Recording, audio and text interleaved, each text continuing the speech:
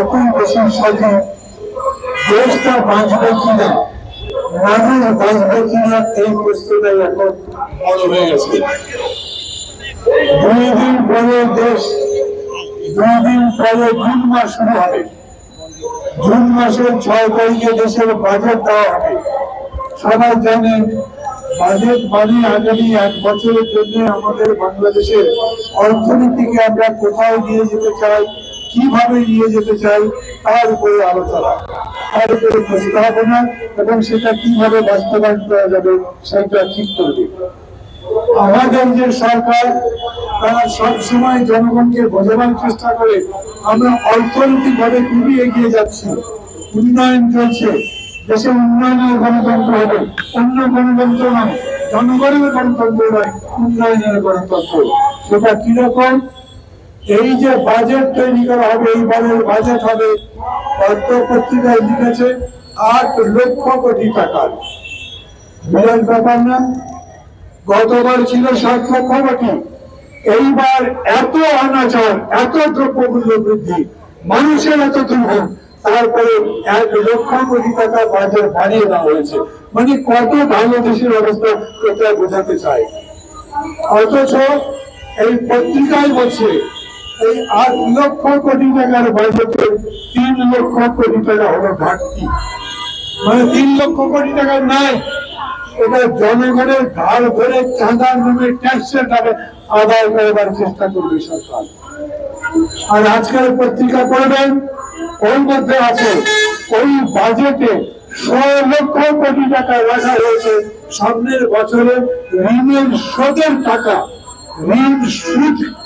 ঋণের সুদ যে সেটা পরিশোধ করবার টাকা। তারপরে 8 লক্ষ কোটি টাকার মধ্যে 4.5 লক্ষ কোটি টাকা আমাদের কোন কাজে আসবে না, অথবা আমাদের কাছে নাই।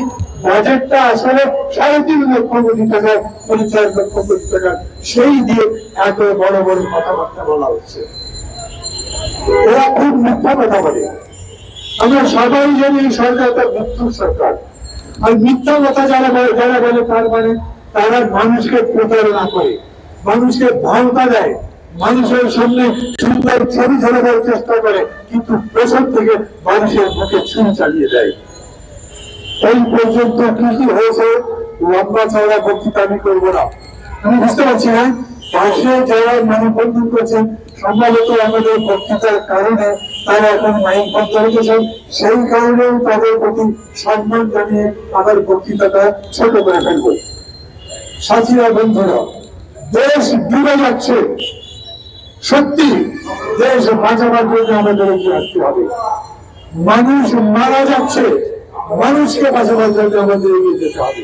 কেন? আমি তো আপনাদের কাছে বললাম 8 লক্ষ কোটি টাকার বাজেটের মধ্যে 4.5 লক্ষ কোটি টাকায় আমাদের হয় ঋণ করতে হবে, না হলে শোধ করতে হবে। তাই মূল টাকা নয়, সুদের টাকা শোধ করতে হবে। সেই পরিস্থিতিতে দেশের সার্বিক চিত্র কি? জিনিসপত্রের দাম কেমন হয়েছে সেটা আপনারা জানেন। জিনিসপত্রের দাম বাড়ছে যে সেটা সরকার স্বীকারও করে না, তবে কিছু কিছু দাম বেড়েছে, এটা কমাবার ব্যবস্থা করা হবে।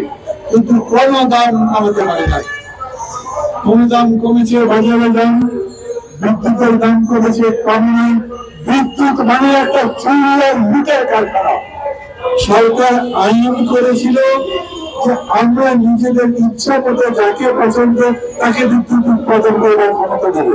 ওরা বলেছে আমরা উৎপাদন করতে পারি, আমাদের উৎপাদন খরচ যাই হোক, সত্যি সত্যি ইঞ্জিন প্রতি পড়ে 5 টাকা, ওরা বলছে আমাদের খরচ হবে 12 টাকা, আমাদেরকে ন্যূনতম 12 টাকা দিতে হবে।